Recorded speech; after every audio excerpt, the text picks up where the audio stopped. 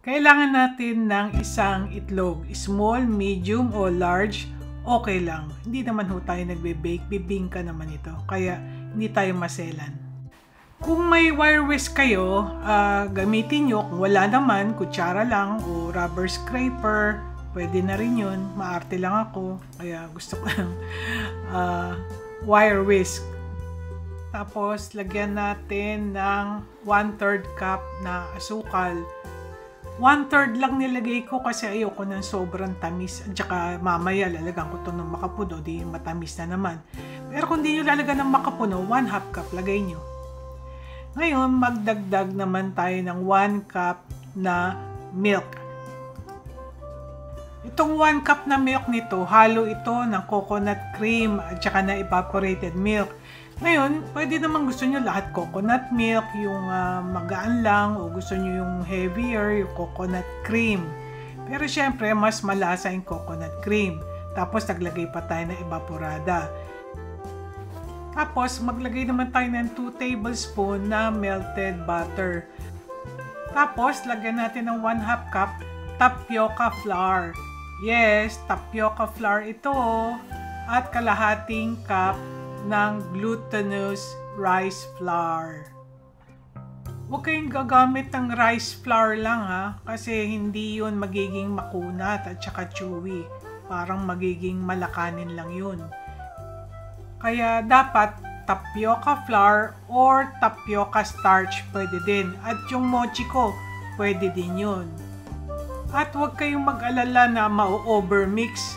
Kasi rice flour naman to, hindi naman to all-purpose flour. Kaya walang overmixing dito. Wala kasing gluten ang rice flour. Ngayon, ito optional, makapuno, preserve, no? Chinap ko lang siya ng konti kasi masyadong mahaba, mahirap hiwain kung masyadong mahaba. Ngayon, nasa sa inyo na kung gusto niyo idagdag yung pinaka-syrup niya. Pag dinagdag nyo, sobrang tamis na. Kaya ako, kinuha ko lang yung pinaka-makapuno, tapos yung pinaka-syrup niya, ay iniwan ko na lang. Lalagay ko to sa 8x8 na pan, no? 8x8x2, parang brownie pan, kasi gusto ko konti lang. At saka manipis lang to, mga 1/2 inch, no?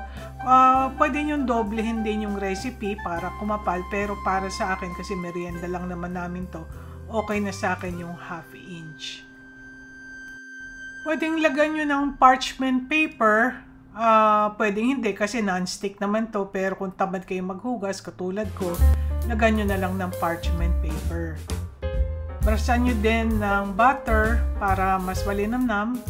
Tapos buhos na natin itong ating mixture. Mapapansin nyo, kinakalat ko yung makapuno kasi pag binuhos nyo lang lahat yan sa gitna, yung gitna lang ang may laman. Kailangan lahat ng kanto meron, kada kagat may makapuno. Ito ay napakagandang idea, no? Kakaiba. So mula dun sa mixture, kumuhala ko ng mga tansya ko, mga 1/4 cup. Nilagay ko lang siya sa mixing bowl o kaya sa dun sa pinaglagyan ko kanina ng gatas. Tapos nilagyan ko siya ng 2 patak lang, konting-konti lang kayo maglagay ng flavoring, huwag yung dadamihan kasi masangsang. At saka kung hindi kayo sure sa lasa, talagang dapat patak-patak lang. Tapos nilagyan ko ng violet, syempre ube, syempre violet. So isang toothpick lang, ganyang kadami. Haluin nyo lang maigi, siguraduhin yung walang buo-buo. Ngayon, ito sa cellphone nakuha, mukhang blue, no? Pero violet yan sa totoo. Pero kung gusto nyo mas violet na ma-violet, pwede kayong maglagay ng konting-konting red para galit na galit yung pagka-violet niyan.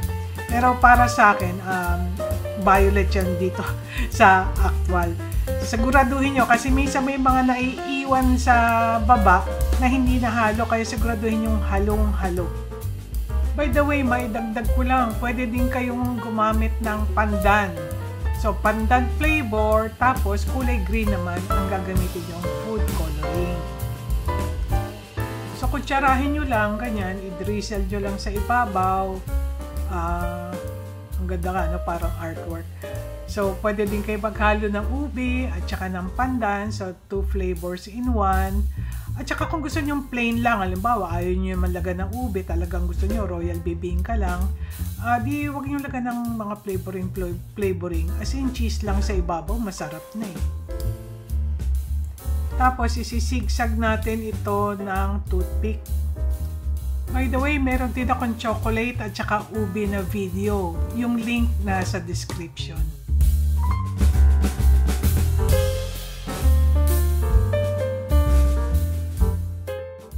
So, preheat nyo lang yung oven nyo, 350 degrees Fahrenheit o 175 degrees Celsius. Convection itong oven ko, kaya may maliit na fan sa likod, wala siyang heating element sa baba.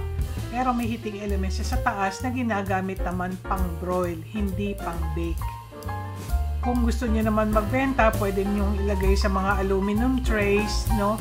Lagyan niyo lang ng baking tray bago niyo ipasok sa oven. At pwede din itong ilagay sa cupcake. Same time lang, pareho lang ang oras. Depende lang kung kapal. Bake nyo lang muna ng 10 minutes kasi lalagyan pa natin ng topping yan. Bago nyo lagyan ng topping, brushan nyo ng konting butter, melted butter. Pwede nyo damihan para mas malinam na mo. Tapos lalagyan natin, yung kalahati, lalagyan ko siya ng grated cheese. So, kung gusto nyo gumamit ng Eden, cheddar o kung ano man ng type nyo na cheese, pwede din parmesan, maalat-alat, bagay na bagay kung matamis. Tapos, yung kabila ay lalagyan ko naman ng desiccated coconut. Pero kung gusto nyo pa ding lagyan ng makapuno strings, yung preserve, pwede din naman. Pagtapos ito, ibabalik natin sa oven, mga 15 minutes naman. By the way, kung gusto nyo doblehin yung recipe pero sa 8x8 pan nyo pa rin ilalagay, yung baking time ay 40 minutes. So after 50 minutes, labas nyo, lagyan nyo ng topping, tapos balik nyo, bake ulit 25 minutes naman. Kung ayaw nyo ng topping, dire-diretso lang yung luto, 25 minutes. No? Maikli lang yung baking time kasi nga manipis lang siya. Tsaka yun, sinishake-shake ko. Kasi pag nag-shake pa sa gitna, nagwi-wiggle-wiggle, hilaw pa yun.